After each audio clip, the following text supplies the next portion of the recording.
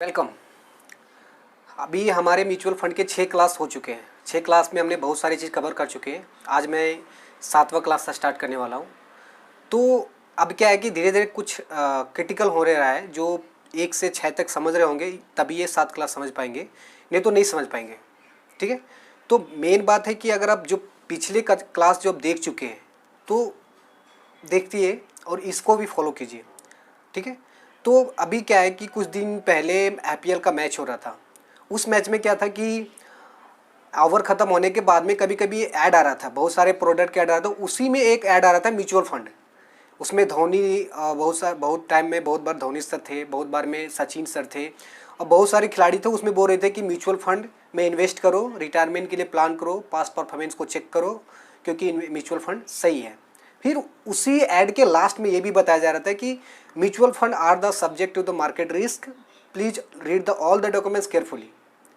अब भाई एक तरफ बोला जा रहा है कि सही है, एक तरफ बोला जा रहा है कि रिस्क है। रिस्क वाला जो स्टेटमेंट मैं भी अपने वीडियो के स्टार्टिंग में लिखता हूँ। तो अगर रिस्क है तो सही क्यों है और सही है तो रिस्क क्यों, ये हम अपने वीडियो के लास्ट तक ये प्रूफ करेंगे, बताएंगे कि अगर रिस्क है तो अच्छा क्यों है और अच्छा है तो रिस्क क्यों है। क्योंकि दोनों में एक होना चाहिए। अगर अच्छा है तो रिस्क नहीं होना चाहिए और रिस्क है तो अच्छा नहीं होना चाहिए। फिर भी सभी लोग ये क्या होता है कि उसमें जो ऐड दिया रहा था उसमें क्या मोटिवेट कर रहे थे कि म्यूचुअल फंड में इन्वेस्ट करो। ठीक है। तो आज हमारी 7वीं क्लास है। 7वीं क्लास में मतलब हम म्यूचुअल फंड की क्लास चला रहे हैं, इसमें से 7वीं क्लास है। 7वीं क्लास में क्या है कि हम बताएंगे कि अभी तक हम 6 क्लास बता दिए। मेरे आखिरी क्लास था उसमें से बताए थे केवाईसी करने के लिए। केवाईसी करने के बाद आप जब म्यूचुअल फंड में आगे का स्टेप में आते हो तो कुछ वर्ड यूज किया जाता है। ठीक है। जैसे बैंक में होता है कि डिपॉजिट, विड्रॉवल, लिंक फेल, फिर क्या होता है कि सर्वर, तो कुछ वर्ड यूज किए जाते हैं बैंक में।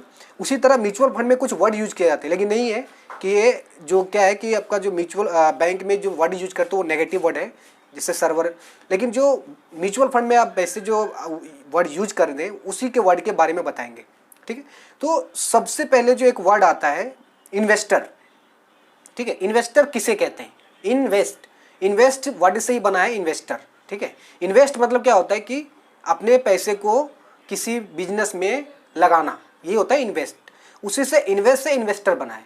तो मतलब जो व्यक्ति पैसे इन्वेस्ट करता है, ठीक है, किसी बिजनेस में या कोई कंपनी में या कोई अपने प्रोडक्ट में, अपने जो एरिया को डेवलप करने में उसे इन्वेस्ट करता है।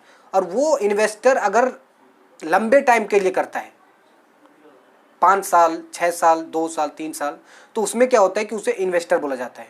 इन्वेस्टर मतलब कि वो जो पैसे लगाता है, लंबे समय के लिए पैसे लगाता है, उसे इन्वेस्टर बोलते हैं। ठीक है। उसके बाद में हमारा दूसरा वर्ड का आता है, उसे बोलते हैं ट्रेडर। देखिए, इन्वेस्टर और ट्रेडर में फ़र्क है। इन्वेस्टर क्या होता है, वो पैसे लगाता है, छोड़ देता है, वो देखता है कि कंपनी बढ़ रही है। ट्रेडर क्या होता है कि हर दिन वो ट्रेड करता है। ठीक है। वो होता है कि शॉर्ट टर्म के लिए, 1 महीने के लिए, 2 महीने के लिए, 1 साल के अंदर जो प्रॉफिट कमाता है उसे ट्रेडर बोलते हैं। ठीक है।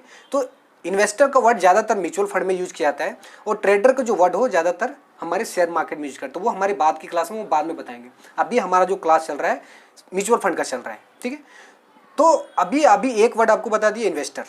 दूसरा जो वर्ड आता है हमारे क्लास में, अब एक चीज़ अगर रिक्वेस्ट है, अगर जो हमारे वीडियो फॉलो करते हैं तो प्लीज़ आप पेन और कॉपी ले लीजिए और जो मैं बता रहा हूँ वो थोड़ा दिख लीजिए, उसको लिख लीजिए। क्योंकि एक बार में आपको नहीं समझ में आए, कुछ क्रिटिकल वर्ड आप जा रहे हैं, उसको अगर नोट करके एक बार लिख लीजिएगा, उसको अगर समझ लेंगे तो आपको क्या होगा, उसके जब एक बार देखेंगे उसके बाद जब अगर लिखा हुआ पढ़ेंगे तो उसमें क्या होगा, आपको समझना आसान हो जाएगा।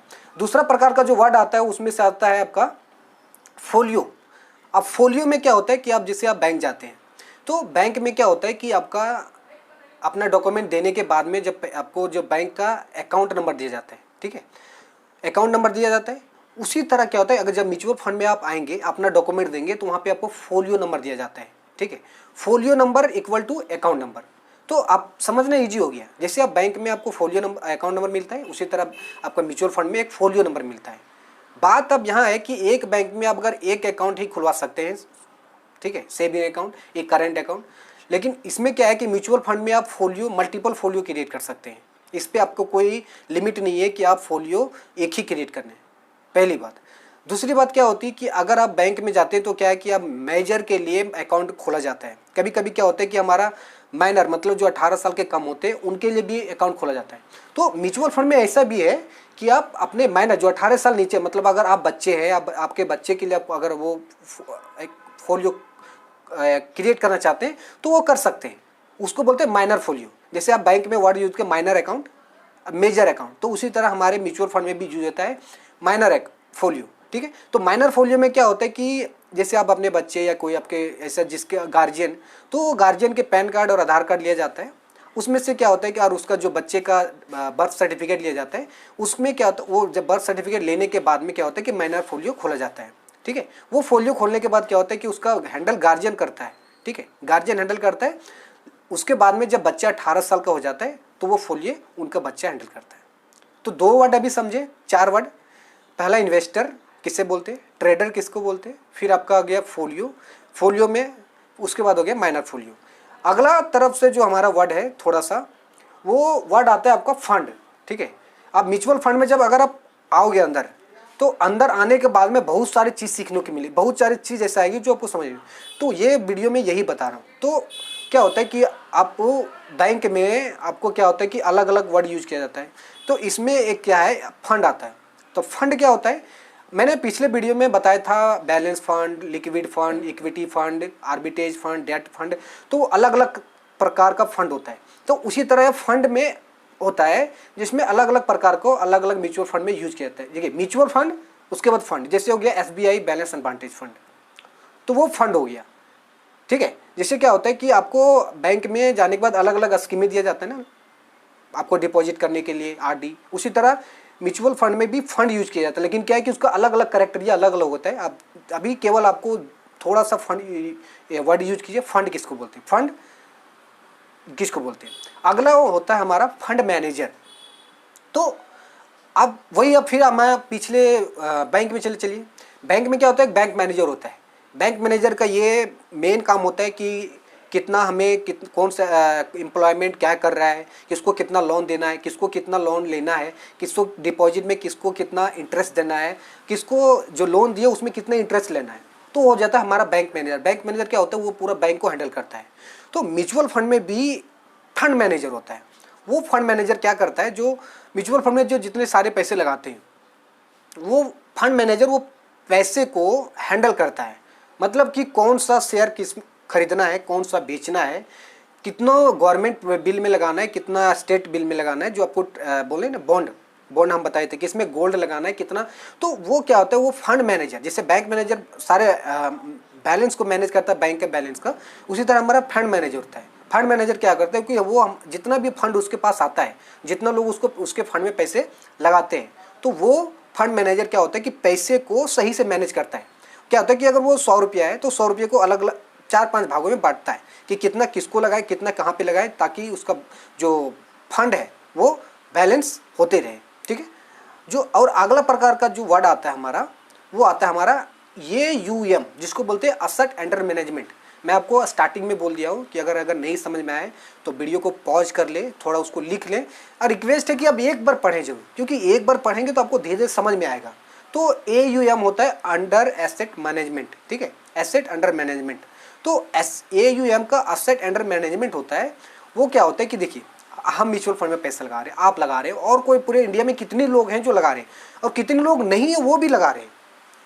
तो जो लगा रहे हैं उसका पैसा जो इकट्ठा होता है एक जगह, ठीक है, और इकट्ठा होने के बाद जो फंड मैनेजर को दिया जाता है, वो कितना आप पैसे लगा रहे भाई, तो आपका भी एक हक बनता है ना कि आप पैसे क्या कर रहे, क्या नहीं कर रहे, कितना पैसा जमा हुआ, आपका भी एक हिसाब बनता है। तो वो आपको AUM असेट अंडर मैनेजमेंट के बीच में उसको बोला जाता है। उसमें ये पता होता है कि एक फंड में कितने पैसा आया, वो फंड में जितना पैसा आता है, जितना पैसा मैनेज किया जाता है सारे शेयर और बॉन्ड और गोल्ड में, तो उसी बोलते हैं असेट अंडर मैनेजमेंट। तो ये आपका हो गया AUM प्रकार के।